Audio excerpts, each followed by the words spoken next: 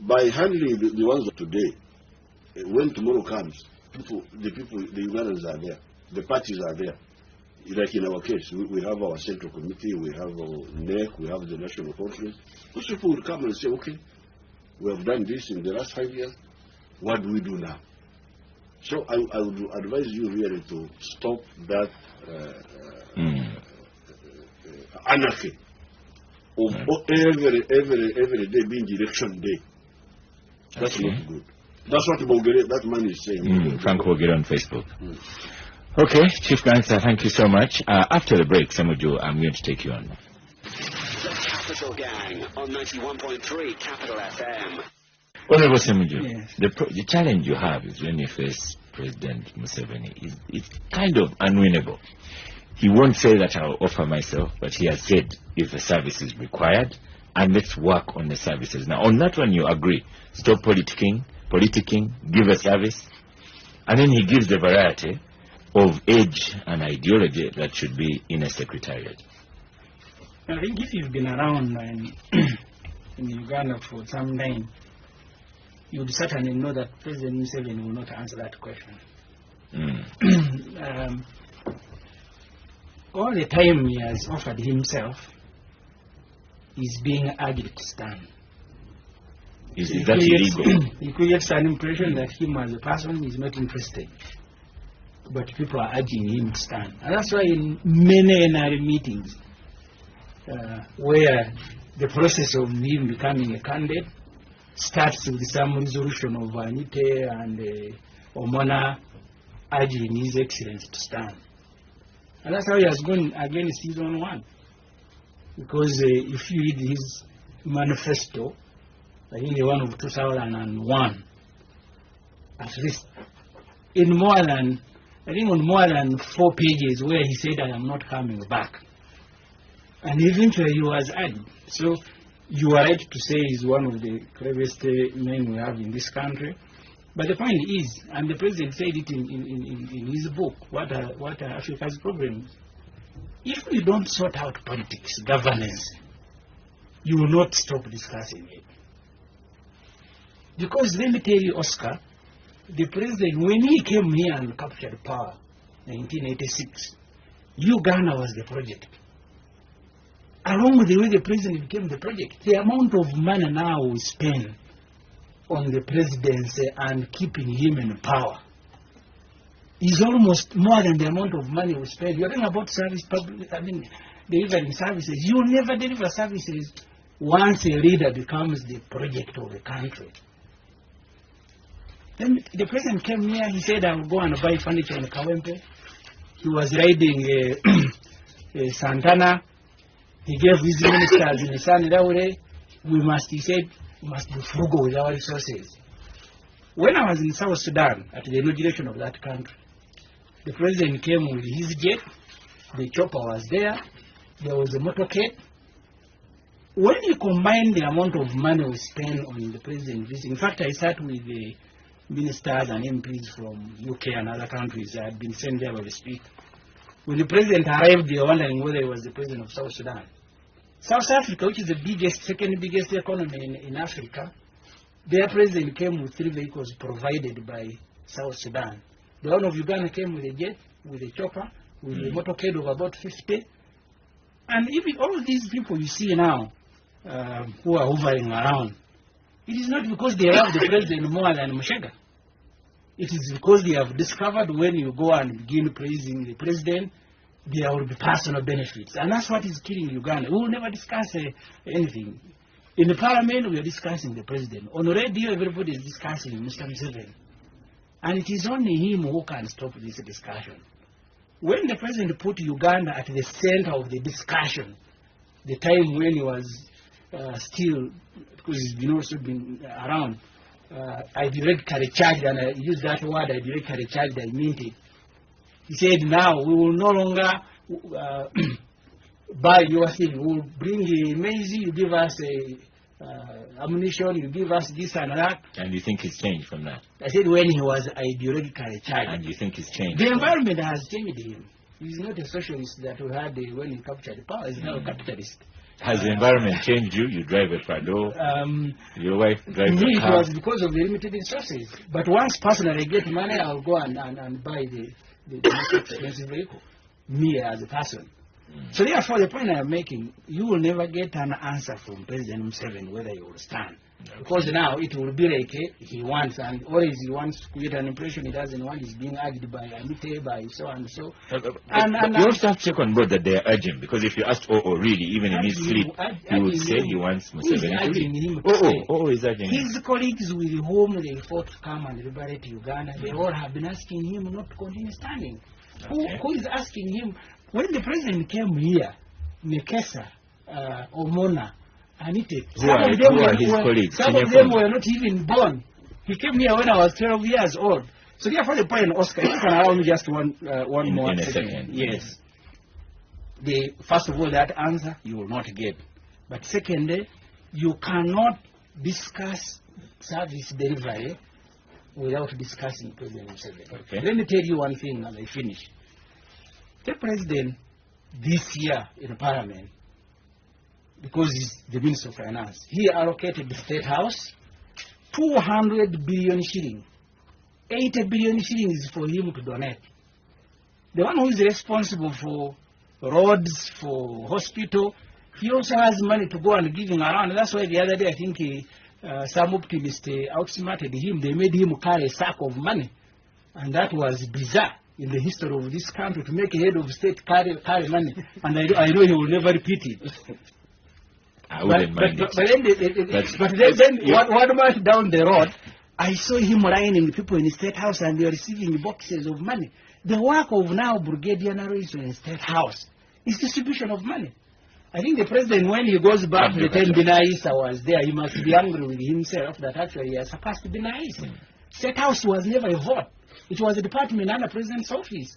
It now receives money. You have let me tell you, the day President Museveni will do this country a favor and stop promoting himself as a project, all of us will be celebrating, and I think I will lead the choir to go and sing for him. Okay. Abdul, the president, since I am a Democrat, I want to join colleagues in thanking the president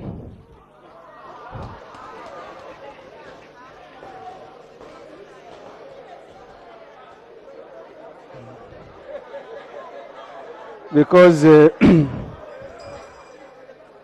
Mr. Speaker, the president had said that at 75 you are really retired.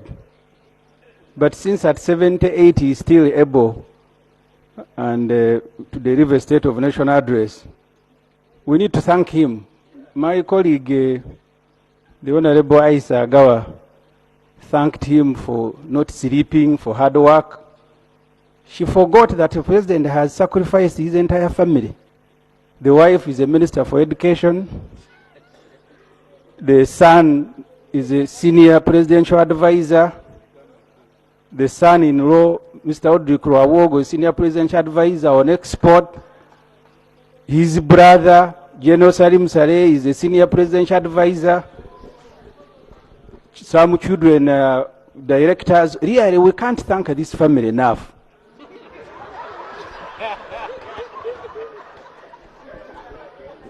This kind of sacrifice, Mr. Speaker, our president is the only one who is doing this on the continent. You appoint your wife a minister, your brother a presidential advisor, your son a presidential advisor, your son... Point of order. Thank you, Right Honorable Speaker. I have been here in this Parliament for now 2 years. I have followed the Honorable Ssemujju debate. I have followed him when he brings a point of order or procedure, and I've been listening carefully.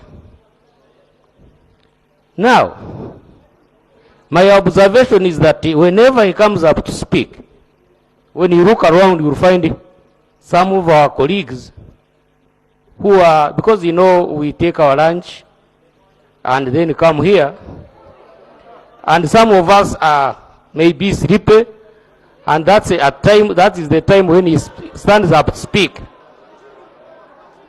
Honorable Speaker, Right Honorable Speaker, my observation now is that everyone is alert.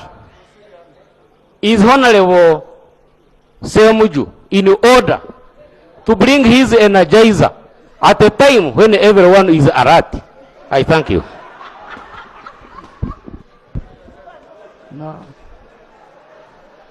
kindly proceed and conclude.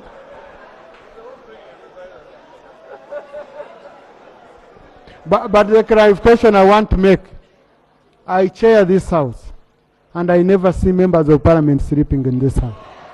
So I don't want it to remain on record that members go eat, come sleep in parliament. No, no, no. That's a very, very wrong message. Please, Honorable. I agree with you, Right Honorable Speaker, but it was just a simple medical observation. I thank you. Please, colleagues, I just want to inform you, colleagues, anything that can put the image of this house into disrepute will not be tolerated here. Yeah, so that is totally wrong to say members go eat and come here at sleep in the house. So please, Honorable colleague, withdraw that statement. Thank you, Right Honorable Speaker. I withdraw. Thank you. Thank you. Thank you. Thank you. So, Honorable Ssemujju. Mr. Speaker, conclude, Honorable. I beg, since I am a whip and I'm being interrupted by an MP who said he wants to sleep. Mr. Speaker, I need to be helped whether nepotism has changed the meaning. That you can have the entire family so special that special presidential advisors are picked there.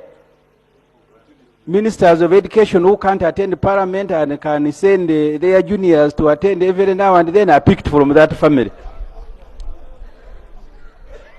Mr. Speaker.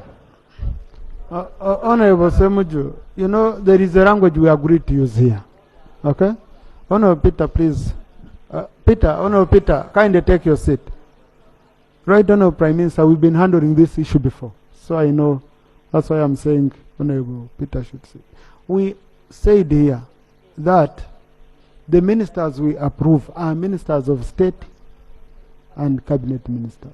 So let us use the language that is standard for, to avoid, you know, reactions. Yeah. Mr. Speaker, I am sorry, the Minister of State. You see, please, you people, excuse me. Excuse me. Everyone in this house, whether you're Prime Minister, whether you're who, you're under the authority of the Speaker. I don't want to be disturbed when I'm in my seat here. Right, Honorable Prime Minister, I need peace. Okay? Please. Your members are the ones interrupting a member. And what you forget is simple. When you interrupt a member and he switches on again, he gets a fresh time. Because me as a presiding officer, I go with the microphone getting automatically off. I don't have a timer here. The timer is automatic. So when you interrupt a member and he resumes, he gets free time. So it's tell your members not to interrupt a member. He finishes. I'm not giving him any more time. It's your members. So I don't want your statements of you people you want to bring down our government. No, no, no, no, no. Please, please. I want peace. I want peace here, okay? Yeah. Anyone here, please. Anyone, if you're not satisfied, please. Honorable Ssemujju. Mr. Speaker, I need to be helped to understand whether nepotism has changed the definition. That you can staff your government with the family members and then you walk to Parliament of Uganda representing all constituencies and you still want to speak as a head of state. What is it that is so special with this family? That everybody in the family either a presidential advisor, a minister, a commander in the military. Point of order. Mr. Speaker, sir, first of all, with due respect to Honorable Ssemujju Nganda, he's 12 years in Parliament. I am 12 years in Parliament. I would like to ask and seek clarification as he raised a point of order, whether there is any provisions of the laws of Uganda which bar His Excellency the President from appointing anybody to work in his government. Number two, Mr. Speaker, is talking about the family. Mr. Speaker, when the President and General Salim Saleh picked up guns to fight for the liberation of this country, Mr. Speaker, I'm raising a point of order. When General Yoweri Kaguta Museveni and the senior presidential advisor on defense picked up guns to go and fight to liberate this country, where was the question of nepotism at that specific time? General Kainerugaba, Honorable Ssemujju is talking about, is a serving soldier who joined willingly. He joined the forces willingly. Is Honorable Ssemujju Nganda in order to continue insinuating,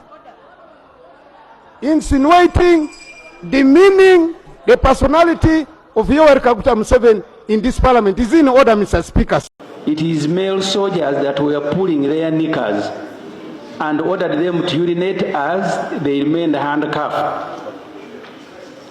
They were later charged with terrorism. Madam Speaker and members, we are concerned with the continuing human rights violations by the NRM government, including ministers working in jails and making people to confess to crimes they have not committed, and then getting the NRM chairman to pardon them. All these things concern us, and they should concern every MP. This Parliament should also demand for an explanation from Kenya. Even Chris was abducted. I went to see him at Jinja Road. They had denied him simple things, including the slippers, that giant you see there. This Parliament, Madam Speaker, should also demand for an explanation from Kenya. You know, he was representing us in finding out how the Honorable Nganda died. They charged him with stealing body parts. Is that a part of your statement? No, I was reminding him to sit down and listen to the statement. Maybe you wanted to compliment. I am sorry, Madam Speaker. Madam Speaker and members, we are concerned with the continuing human rights violations by the NRM government. This must stop. We demand for an explanation from government, Madam Speaker. This Parliament should also demand for an explanation from Kenya, whether it still subscribes to the East African Community Brotherhood. The Ministers of Internal Affairs, who heads immigration, foreign affairs, and defense, Madam Speaker, must be made to explain to this Parliament this incident and to the country. On abduction of Dr. Kizza Besigye from Nairobi, Kenya on November 16, 2024, Honorable Speaker and honorable members, I am presenting this statement in line with Rule 25 L and M 59 and 64. Honorable Speaker, Colonel Dr. Kizza Besigye, former Forum for Democratic Change President, four-time presidential candidate, and now one of the promoters of the People's Front for Freedom, was abducted from Nairobi, Kenya on November 16, 2024.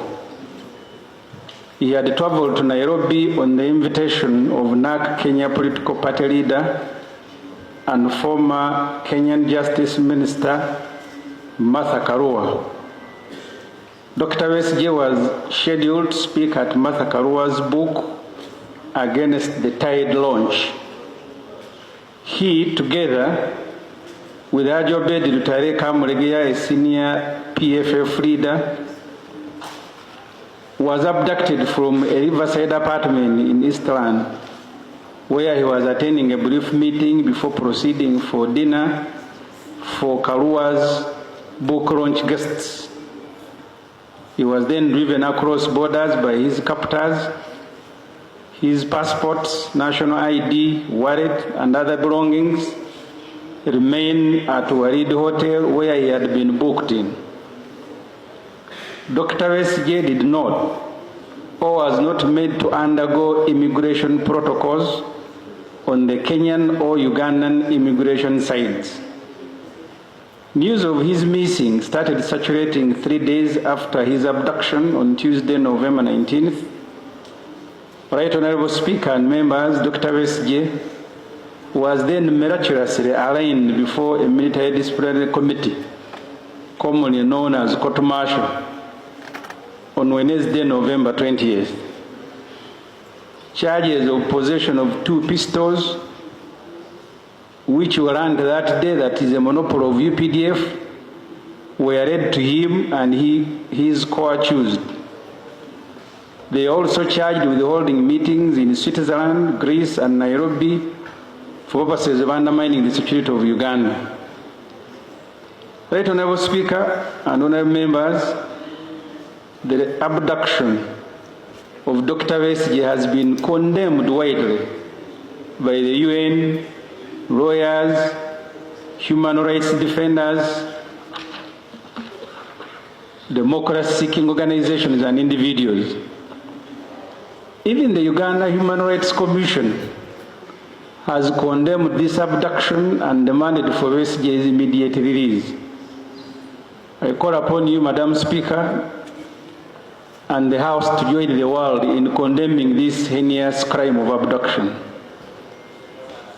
Condemned because there are laws, international and domestic, that govern extradition and deportation. The Ugandan, Kenyan, and international laws were all in this case not followed. Only criminals can do this. You may not be concerned with the risk, but be concerned with the state continuing to act criminally. I want to emphasize that point. You may not be concerned with risk, but you should be concerned with the state continuing to act criminally. Madam Speaker, I raised the issue of the 36 PFF members that were abducted from Kisumu in this House. They were handcuffed and driven across borders in similar manner. The 3 women who were part of this group were not allowed to ease themselves for 14 hours. When they were finally allowed, but Madam Speaker, let me give a short background, because we are the one who hosted the President of Uganda Law Society, and he gave almost a 30-minute speech. Just something was picked and put on social media.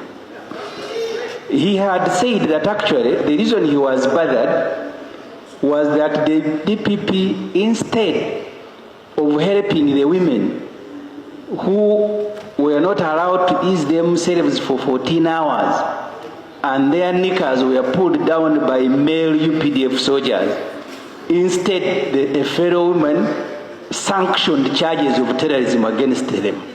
That's what the President of Law Society was addressing. And this problem was much more serious than that. So the procedure issue I am raising, Madam Speaker, a while ago you said you're on procedure, they can't raise order, so you have forgotten quickly. The procedure issue I am raising, Madam Speaker. Honorable members, I made a ruling to that effect. I made a ruling. We are not going to debate on what we have already passed. And Madam Speaker, I only requested, let's have respect for each other. Let's have respect. I agree, but it sounded like you were condemning the president of Law Society unheard.